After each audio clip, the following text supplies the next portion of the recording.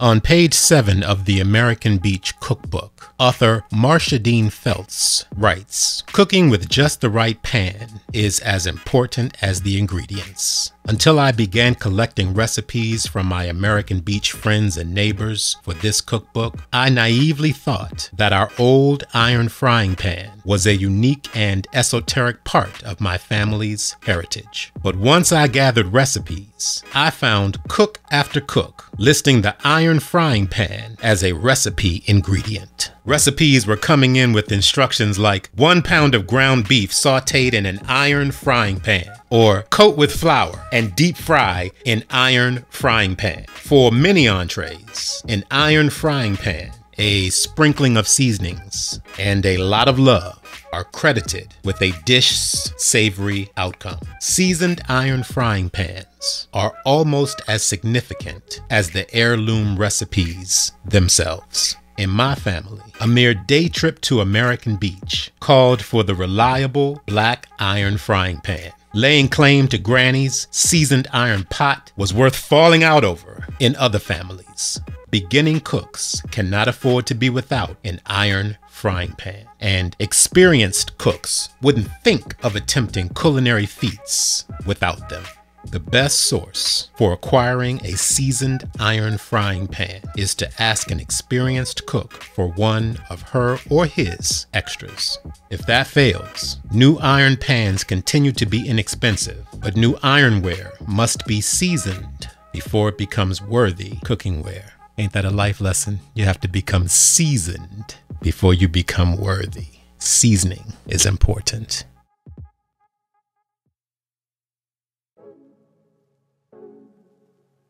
On page 130 of the American Beach Cookbook, author Marsha Dean Phelts writes, "There are times when residents of American Beach feel that they have had too many shrimp. Other times, there may be too many crabs or too much fish. When it comes to too much of an item, people often become more creative and resort to different ways of cooking the same old thing. You can tell when shrimp are plentiful. House pets are fed shrimp omelets. Rose gardens flourish due to rich fertilizing with raw shrimp heads. Another sign is that dinner guests are treated to generous servings of shrimp entrees. Charles Albert, 3-time mayor of Fernandina Beach, often reminisces about what he refers to as an impoverished childhood growing up and living on the Amelia River in the sparsely populated Nassauville on the west bank of the Amelia River, facing Amelia Island.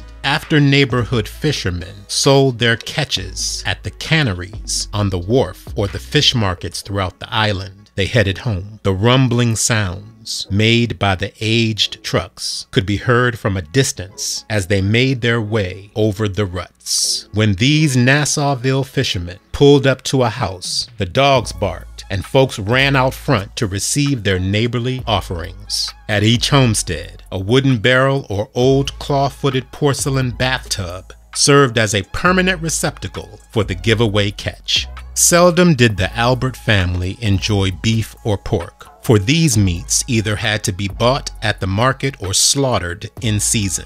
The bountiful harvest from the sea came in every season.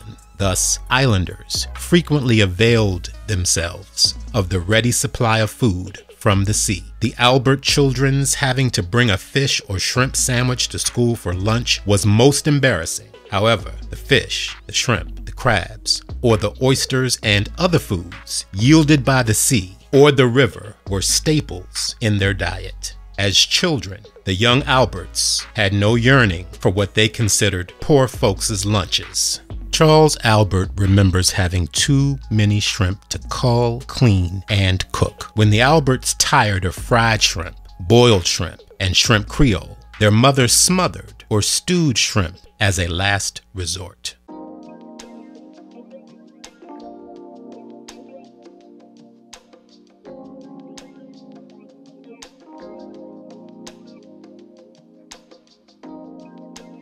Smothered shrimp, a recipe by Ernie and Charles Albert.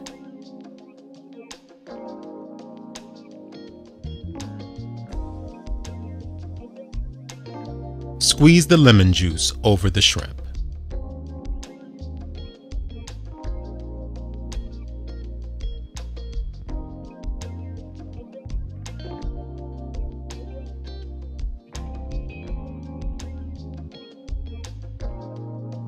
In a Dutch oven or deep iron frying pan, heat the oil until hot but not smoking.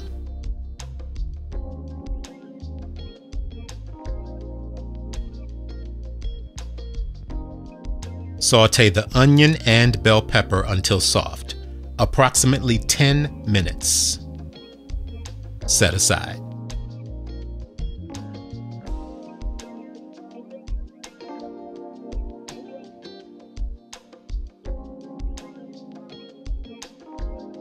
Beat the egg with the water and coat each shrimp with beaten egg.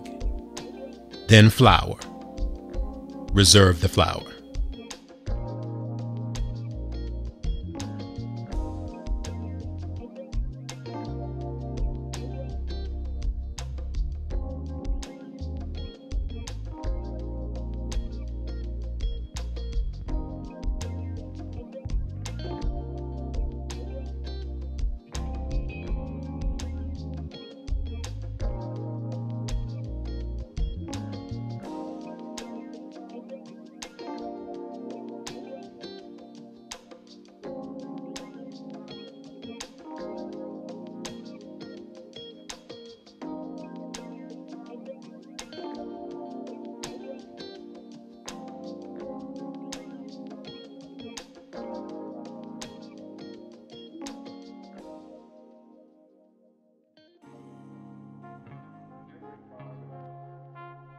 Deep fry the shrimp in a Dutch oven until golden brown.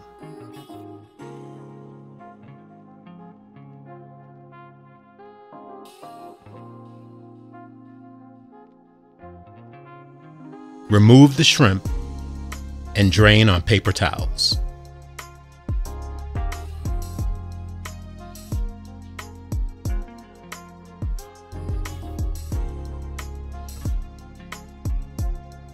Pour the oil from the pot, leaving enough to barely cover the bottom. Add the remaining flour to the oil in the Dutch oven and cook over medium heat, stirring to brown. When the flour has browned, add garlic, bell peppers, and onions.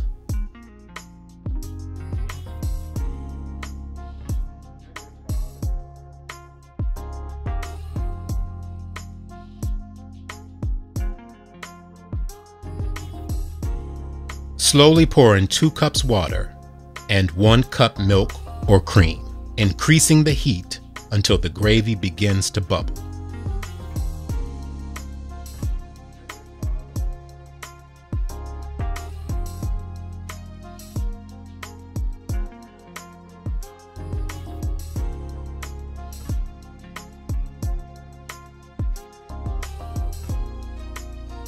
Add Worcestershire sauce,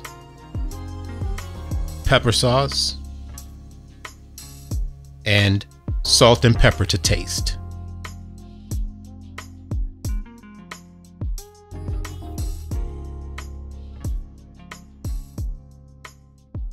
On page 7, Miss Marsha Dean Phelts writes, "Rather than attending to precise measurements of ingredients, over the years, I have grown to realize that cooking is more an expression of love that flows through the heart and hands of the preparer into the bodies of those who eat the meal. The more I cook, the more I recognize the ambiguity of terms like cook until done, some flour, or a pinch. For universal purposes, measurements need to be precise, but many ordinary recipes become unique because of the loving touch of ingredients aptly applied with creative culinary senses." Lower the heat and stir in the shrimp.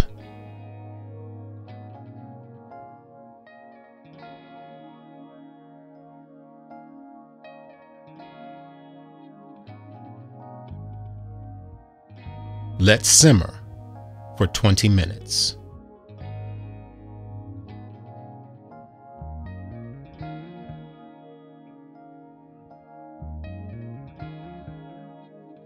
Serve with white rice.